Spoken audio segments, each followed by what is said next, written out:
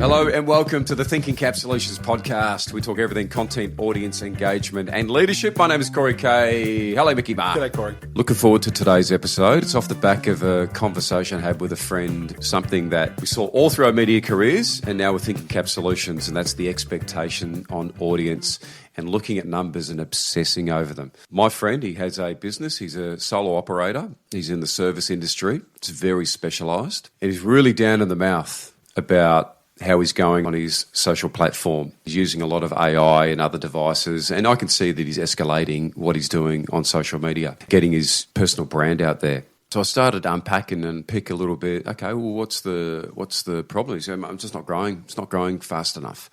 I've only got 4,000 followers. My likes aren't really moving.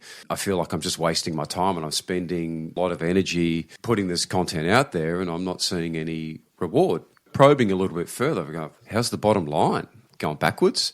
Oh, no, the money, I'm actually probably made more money than I've made the last 2 years. And then I stopped him right there. So hang on. So you're making more revenue and your concern is that you're not seeing the results on your social media. You're not seeing the amount of likes. You're not seeing your universe grow. Yeah, I'm wasting my time. Like I want to keep growing over here. Well, maybe you've got enough audience over here, and the reason that they're connecting with you more so and they're spending with you is because you're building this connection over there and you don't need more than 4,000 in your network because you're telling me that your revenue's going up. You're worried about these numbers over here, which in reality can be very misleading and almost ego-driven. And we've had these conversations many, many times, Mickey, be it media or be it with people that we work with now, and it's numbers can be very misleading and it can be a very dangerous game to start obsessing over them, particularly early on in your journey. You nailed it with the point around ego.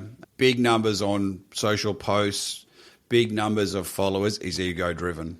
When the reality is what matters most is a meaningful audience that is engaged in your brand and continues to come back to your ecosystem and feeds it and then ultimately pays off in some way, shape or form. And in your mate's situation, clearly he's making more revenue than he has in years. The number is 4,000. You know, the 4,000 is irrelevant. It's the point is whatever that number is, there's enough people that fit the audience that he's trying to target and they're clearly investing in the brand because he's actually doing really well with his bottom line. Right there speaks to quite often the challenge that we or what gets typically thrown at us and then and what the response is, which is, so if you can help us build an audience, so we should see results in a couple of weeks. Well, no.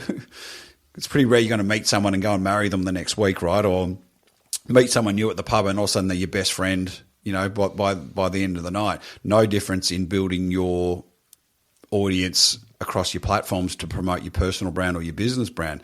That takes time and consistency. But you need to know what's your intent here, what's the message that you're trying to do, who's my audience, and then how do I deliver that? And then you've got to go about being consistent because you need to show up all the time so people actually start to form an opinion on you, right? And then like any relationship, you've got to work on it. So the mate you meet at the pub or whatever, he's kind of, he seems like a top bloke. I wouldn't mind having a drink with him again if I see him again. And then the next time I actually really like him. Why don't we actually catch up again? Over time, you might become besties. And then before you know it, you're having around at your house for a barbie or whatever. No difference to the business world and having a content strategy across social platforms. It takes time to court the audience, make sure that they start to build an understanding of who you are, start to build a trust with you and actually want to keep coming back for more. That's why we talk about don't get too caught up in the numbers. If you're ego-driven and you simply want to be an influencer, that might be where it might be relevant. But we also see just as quickly those people might have overnight success. They're pretty much gone the next day, right? Someone that I follow a lot is Tim Ferriss, and he subscribes to the 1,000 true fans theory. And the idea is really simple. You don't need millions of people to succeed. You just need a core group, the people who will support you, buy from you, tell their mates, and actually stick with you over time. The numbers can be misleading. If you have 1,000 who are invested in what you do, that is all you need. Yeah, and we find that in real estate, which we do a lot of work with at the moment, and we talk to them about going, it's less about how many followers you should have, because sometimes we get asked that question, well, what kind of number should we be aiming for? It's like, well, It's less about the numbers. It's around, let's make sure we're targeting the right audience, because if we get the right audience, which is people that are interested in property or might be interested in selling or buying at some stage, and if you get one or two listings out of that you're going to sell, then that's profitable for you. That's more valuable than having 10,000 followers that are just kind of there and not really interacting with the content, and they never hear from you. You never get a chance to go and do an appraisal. And equally in our radio careers, Corey, we know that typically when you start a new show, you will invest a lot of money in marketing. So sometimes that first data point can be misrepresented or unmisrepresented. So we would typically go, let's not get too caught up on that first number because it could be misleading. We might have spent $1 million in marketing, so we've bought a bit of an audience to come in for awareness. That doesn't mean they're going to be there tomorrow or in 6 months or in 12 months' time. Equally, it might be underdone. That doesn't mean that we can't grow the audience. So in radio world, we worked off the philosophy of a new show would take about 2 years before you'd get a real true understanding of how it resonates in the market. In the world of social media, it can be a lot quicker than that, but it's hard to put a definitive, you will know in 3 months' time that you're a successful failure, because it comes down to your consistency and the type of audience you're trying to go after and how well you do in that space.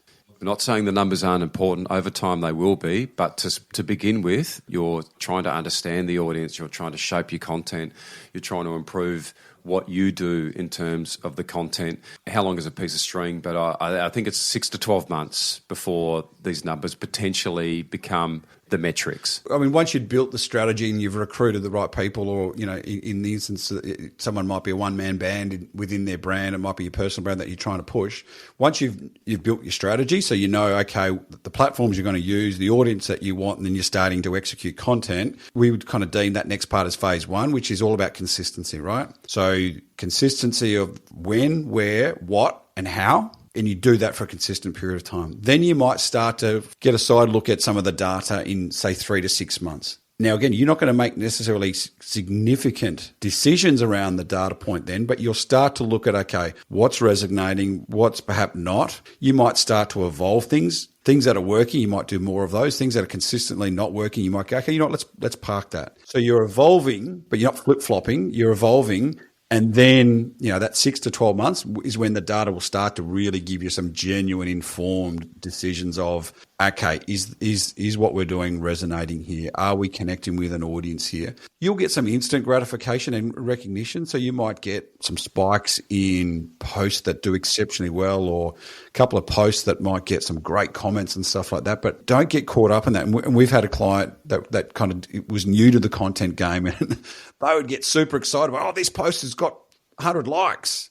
Yeah, that's nice, but once every post has got 100 likes over 6 months, or it's more than that, and then it starts to show, okay, we're really engaging this audience. At the moment, all we're starting to get is little bite-sized information of what might be clues on what's going to work. But we want to see trends, and that happens over time.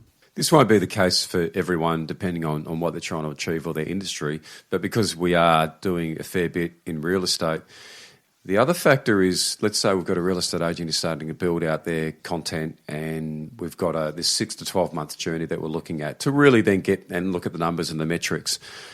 Don't underestimate the people who are coming in who might be sampling you. And I use real estate as the example because if they're going in for an appraisal where there's a potential seller who might be having others who are pitching to sell their home, all of them are going to their Instagram accounts to get a little bit of an insight into who they are. That can give you the edge when you actually go into that appraisal. So there's benefits instantly, not just 6 to 12 months down the track. And that's why that strategy piece is really important. Know your strategy and be very clear.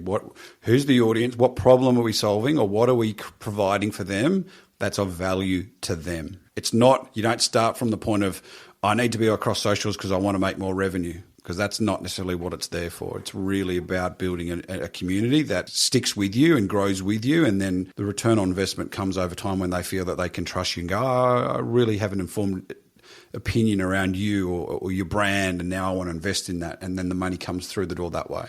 It just takes time. Wrap it all up, Mickey. We're not pretending that numbers don't matter. Of course they do. But maybe, especially when you're early on in building your community, they're not the thing to obsess over.